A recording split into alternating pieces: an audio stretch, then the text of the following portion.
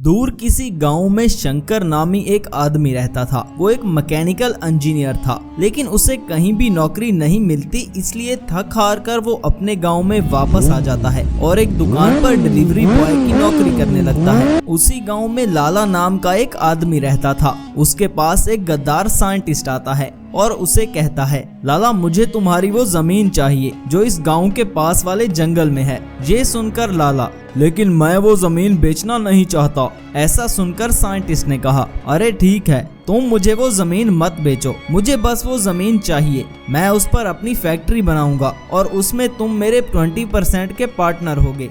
ये सुनकर लाला, देखो साहब 20% नहीं, मैं तो 25% लूंगा। ऐसा कहकर लाला अपनी जमीन साइंटिस्ट को दे देता है। तब वो साइंटिस्ट वहां पर अपनी एक खुफिया लैब बनाता है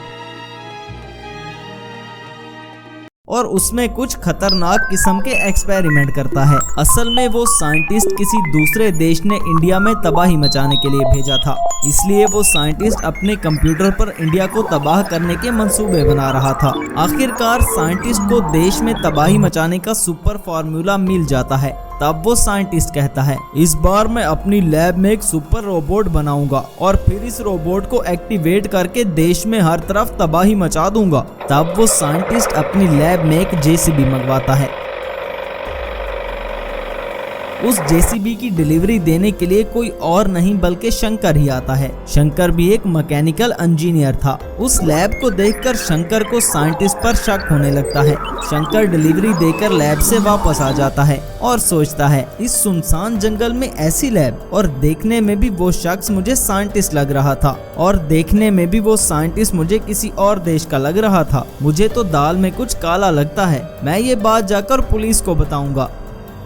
गद्दार साइंटिस्ट जेसीबी पर कुछ एक्सपेरिमेंट करता है और जेसीबी को एक रोबोट में बदल देता है। वहाँ शंकर जाकर ये सारी बात पुलिस को बता देता है।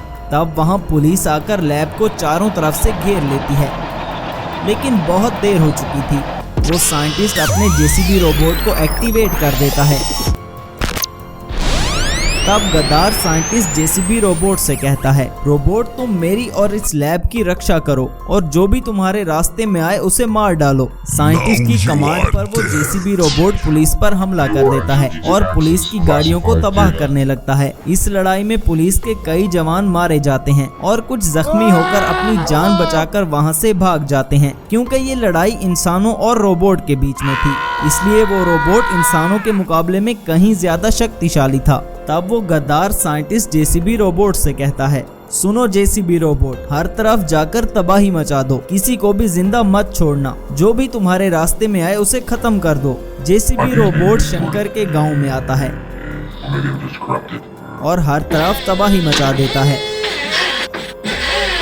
वो रोबोट लोगों के घरों को तोड़ रहा था, उनकी गाड़ियों को भी तबाह कर रहा था। तब वहाँ खड़ा एक गांव वाला कहता है, अरे बाप रे बाप, क्या मुसीबत आ पड़ी है हमारे गांव पर। ये क्या है जो देखने में तो इंसान की तरह ही लग रहा है, लेकिन बहुत ज्यादा विशाल और शक्तिशाली है। ये सुनकर वहाँ खड़ा एक और गांव वाला कहता है, अरे ये एक रोबोट है जो एक इंसान की तरह काम करता है। लगता है इसे हमारे किसी दुश्मन देश ने यहाँ तबाही मचाने के लिए भेजा है। तुम सब अपनी जान बचाकर यहाँ से भाग जाओ, वरना ये सबको मार डालेगा। जेसीबी रोबोट पूरे गांव में तबाही मचा रहा था। शंकर ये सब देख रहा था। तब शंकर कहता है, मैंने बहुत पढ़ाई की और मैकेनिकल इंजीनियर बना, लेकिन मुझे नौकरी नहीं मिली। ये मैकेनिकल इंजीनियर की डिग्री मेरे काम तो नहीं आई, लेकिन अब मैं इन सब गांव वालों को इस रोबोट से जरूर बचा लूंगा। शंकर के पास एक पुराना ट्रक था।